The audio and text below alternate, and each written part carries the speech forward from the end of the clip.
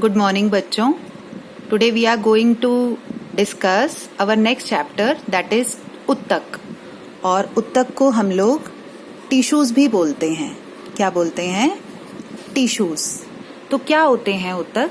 इससे पहले वाले लेसन में हमने कोशिका के बारे में जाना. तो एक समान संरचना वाली कोशिकाओं के समूह को हम लोग उत्तक बोलते हैं. एक जैसी कोशिकाओं का समूह. फॉर एग्जाम्पल देखो, जब हम एक ईंट को, फिर दूसरी ईंट को और ऐसे तीसरी ईंट को जब हम आपस में जोड़ते हैं तो क्या बन जाती है? एक दीवार बन जाती है ना. इसी तरह से जब हम एक कोशिका, इसी तरह से ये दूसरी कोशिका की पहचान हमें पता है. क्या? कोशिका के बाहर क्या होती है? कोशिका झिल्ली. क्या होती है? कोशिका झिल्ली. ये बीच में क्या है? केंद्रक. और खाली जगह पर है कोशिका द्रव्य यानी कि साइटोप्लाज्म. तो जब एक समान, एक जैसी कोशिकाओं का जब समूह बनता है, जब जुड़ता है, इस समूह को हम लोग टिश्यू का नाम देते हैं. टिश्यू यानी कि उत्तक. और जितने भी बहुकोशीय जीव हैं, अब दो तरह के जीव हमने पढ़े हुए हैं. कौन कौन से? एक तो होते हैं एक कोशीय जीव यानी कि यूनिसेलुलर ऑर्गेनिजम्स, और एक होते हैं बहुकोशीय जीव यानी कि जिनमें बहुत सारी कोशिकाएं होती हैं. और जब बहुत सारी कोशिकाएं जुड़ेंगी तो क्या बनेगा? उत्तक. इनमें तो एक ही कोशिका है तो इनमें तो उत्तक होगा नहीं. किन में होगा उत्तक? बहुकोशीय जीवों में. ठीक है. तो सभी बहुकोशीय जीवों में ये टिश्यूज पाए जाते हैं यानी कि उत्तक पाया जाता है. क्लियर है? तो सभी बहुकोशीय जीवों में उत्तक पाया जाता है, पौधों में भी और जीव जंतुओं में भी. लेट्स स्टार्ट विद द पादप उत्तक. पादप को प्लांट्स भी बोला जाता है. So plant tissues also we can say. पौधों में बच्चों जो उत्तक पाया जाता है उसको हम दो भागों में बांटते हैं. सबसे पहला तो है विभज्योतक, विभाजित होने वाला उत्तक. इसीलिए इसका नाम पड़ा विभज्योतक.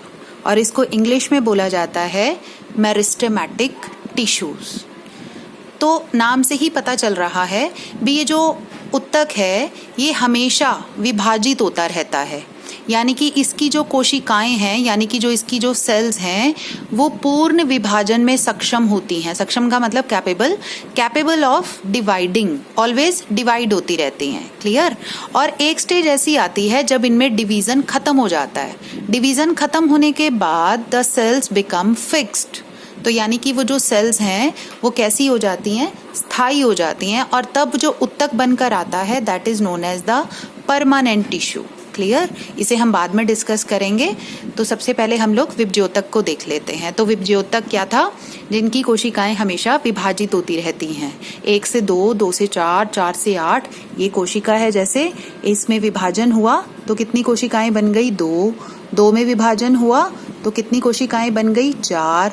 फिर 4 में विभाजन हुआ 8. तो इस तरह का विभज्योतक बच्चों हमेशा वृद्धि में मदद करेगा, हमेशा पौधे की ग्रोथ में मदद करेगा.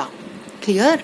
सो लोकेशन के बेसिस पे, मतलब जिस जगह पर ये पाया जाता है उसके आधार पर विभज्योतक हमारा है 3 प्रकार का. सबसे पहला है शीर्षस्थ विभज्योतक. शीर्षस्थ मतलब ऐसा उत्तक जो शीर्ष पर पाया जाता है. शीर्ष मतलब टिप पर. और टिप को हम लोग बायोलॉजिकल लैंग्वेज में अपेक्स भी बोलते हैं. एपेक्स. क्लियर? तो इसीलिए इस विभज्योतक का नाम पड़ा एपिकल मेरिस्टेम और एपिकल मेरिस्टेमेटिक टिश्यू. अब किस किस की टिप पर पाया जाता है ये विभज्योतक?